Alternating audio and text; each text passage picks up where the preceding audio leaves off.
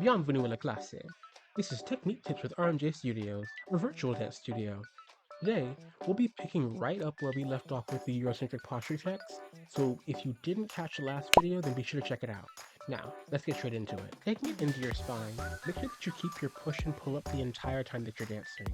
Think of yourself as a carousel pony with a pole going through the top of your head and down through your toes. This pole is what we call your line. Now, there are some other lines that we follow as well, but we'll just stick with this one for now. Pull your neck up this line and pull your tailbone down. Next up is the positioning of your neck and chest. To keep both in place at once, take your thumb and index finger into an L. Place that L under your chin and adjust your neck and chest so that your neck extends straight out of your spine. Finally is finding your core. Take your index finger into your belly button. Move it down 2 inches and then press in 2 inches. That tightness that you feel in your lower abs is your core activating. That's the feeling that you should hold to make sure that your core remains strong. And that is it for your posture. Easy, right?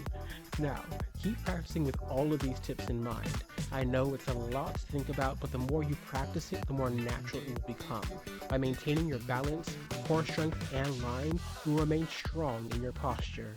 Until next time, I'm Malone Jr., and this has been Technique Tips. Be sure to check out my full live online classes at rmjstudios.com for more.